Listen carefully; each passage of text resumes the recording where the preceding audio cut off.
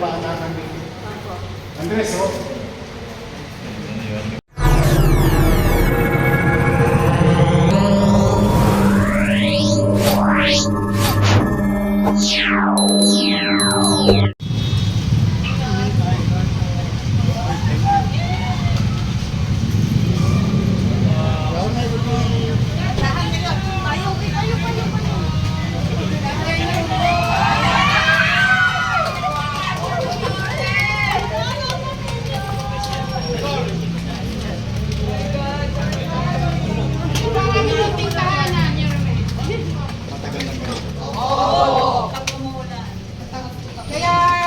Pinakanta po namin po kasi nag-usok. Hindi na nga health center.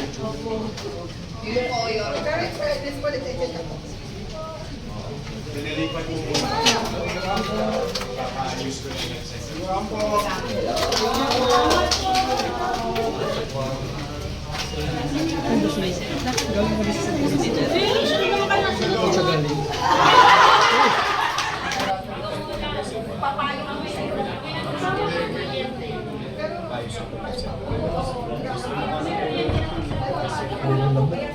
Opo, dami na po talaga ng baka. Binabahan po. Tsaka yung main box po.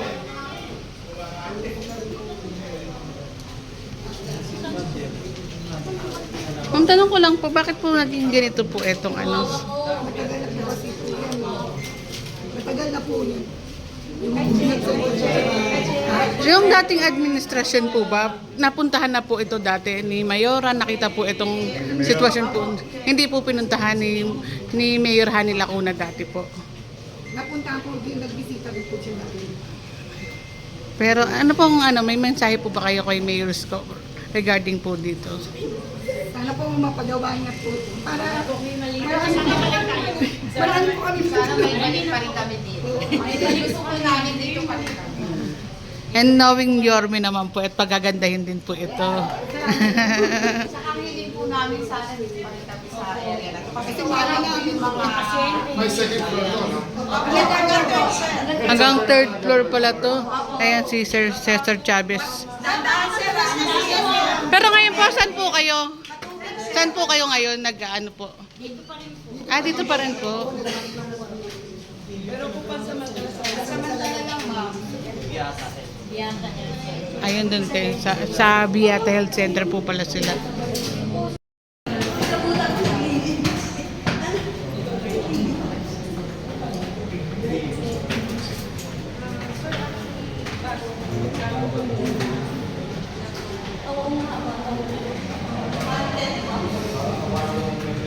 Ito pa.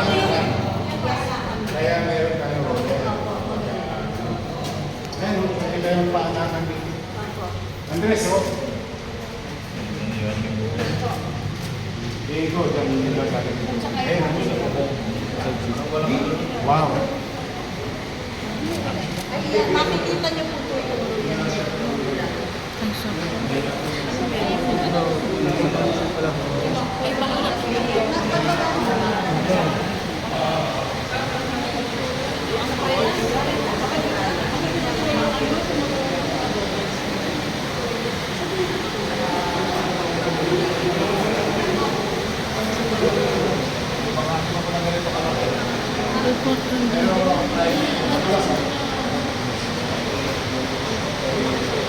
Grabe pa yan.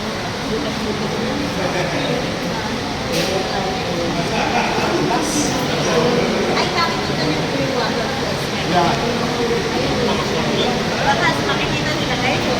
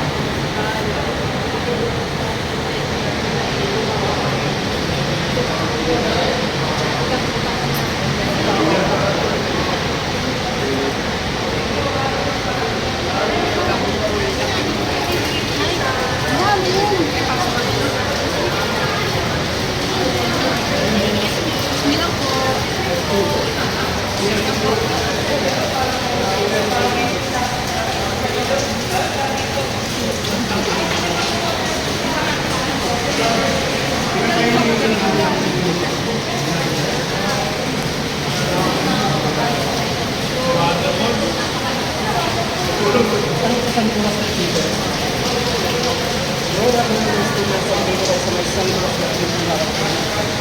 So, ang utak natin dito sa mga ka-students, habang ito na po sa labas, kita natin, marami yung let's get natin. Hindi ako nasipat na video din sa may site ng mga spot. Ayan. So, tama-tama nga kay students mo, kumulan, para at least hindi na rin. Mas,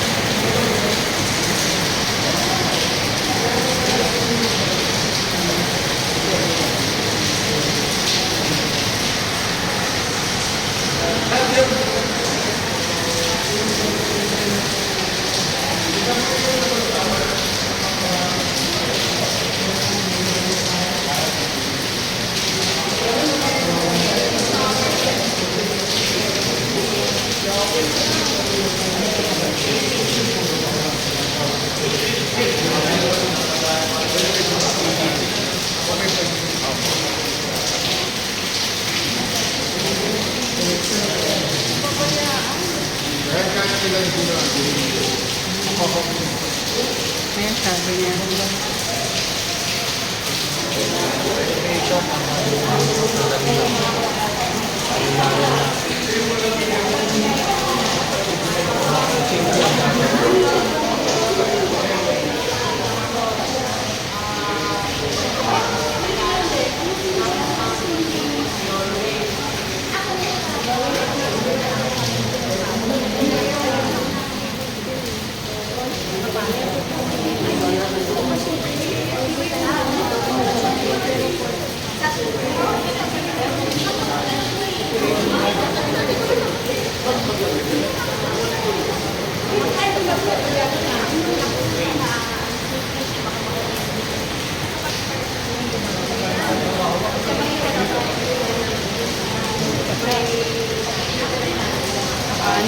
Ano?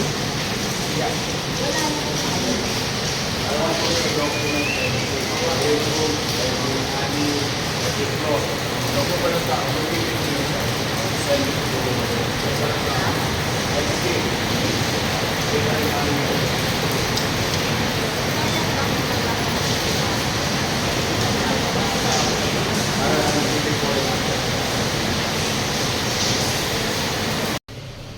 Umaasa ngayon ng tao sa ang gulo-gulo na nga ng bansa. Naguguluhan ba kayo? Ako din. But way forward, moving forward, we must deliver what we should be delivering. Ngayon, tayo rito na mula dyan sa Port Lee. Anong industriya kayo? Anong bahagi kayo ng gobyerno? Health sector. Yun yung trabaho mo. Ganun lang kasi. Nothing more. Magtrabaho kayo, sumunod kayo sa inyong direktor. Direktor Padilla, may mga gawain, may mga seminar na gagawin. Paano kayo mapaputi as PHW, as nutritionists? Paano kayo mapapaputi in terms of efficiency of services? Ito hindi efficient, ito worse. This is Somalia. This is Africa. This is Africa. Ito. We are in a modern time, capital of the country, and you have that kind of facility. Kaya ako sinisili. Pag hindi kailangan ng empleyado dahil na sa politika para maging leader, hanggang ikaw nagtatrabaho, matutulog kang may kaya nakikipag-business. Ang chismisin nyo yung first person. Yung first person encounter. Ibahin natin, dati pupunta sila dito para magparehistro sa kanila. Magiging next direction natin, pupuntahan natin sila sa bahay. Yun ang next direction natin. Susuyurin natin ng buong Maynila. Nagawa na sa Baseco yan, nagawa natin. Ano mas effective? Yung sila pumupunta sa hospital, mas na-appreciate ba ng tao? Exactly. Then, you are doing your job efficiently. If every one of you do your job, then we are an efficient government. Because a government is composed of different parts. Parang makina. Isang tornilyo lang dyan ang mali. Nakarag-karag yung makina. So, what I ask from you, okay, first is first. What you ask me, may sagot. Kung manatag kayo, o kayo nila. Huwag nyo entertain. But what I ask from you is, tayo nasa public service, hindi sa political service. Remember that, ha? Hindi natin pinaglilingkuran yung politiko. Ang pinaglilingkuran natin, tao. Naglalagay tayo ng mga politiko sa gobyerno kasi ang paniwala natin, magaling sila. Supposedly. Pagtapos nun, trabaho na tayo. Yan ang gawin ninyo. I will give what is due for you. Dati, nababalita ako, 300 pesos ang share, 500 pesos. Ngayon, magkano? 150 pa. Kasi ang nabibigyan ng magandang share, yung malapit lang sa kusina. Galing-ugali yan ng politiko. Kung sino lang yung mga kabinet ko. But with the new policy, equal, non-medical, medical. Tapos, ano kasi? Sa December, malamang. Kung ano tinamaan nyo ngayon, malamang, mobile pa yun.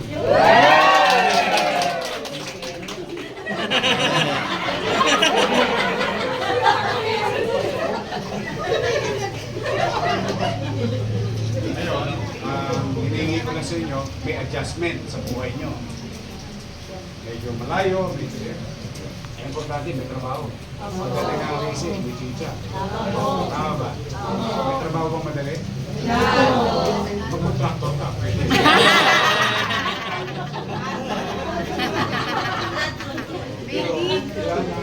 Mahirap ang trabaho. Ako itong area na to, Emily Santos Lato, hindi ko tutulungan.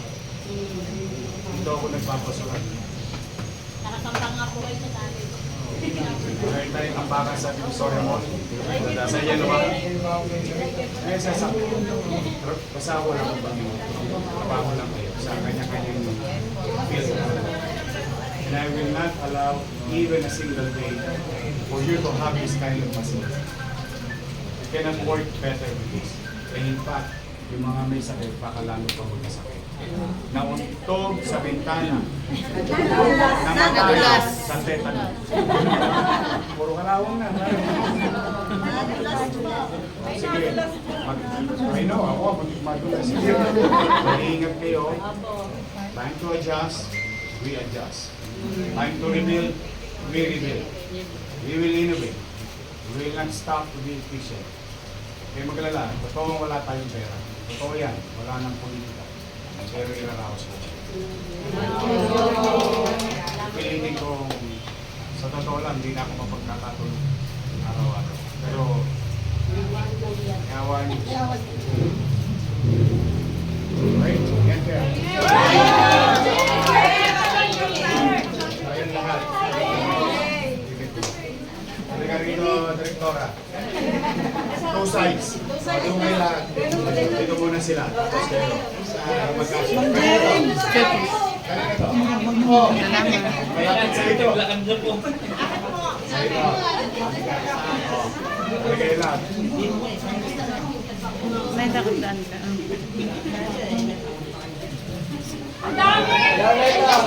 Dito mo. Kayo naman dyan. Ito naman.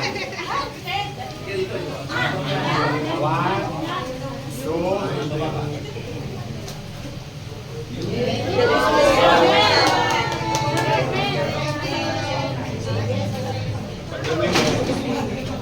Welcome.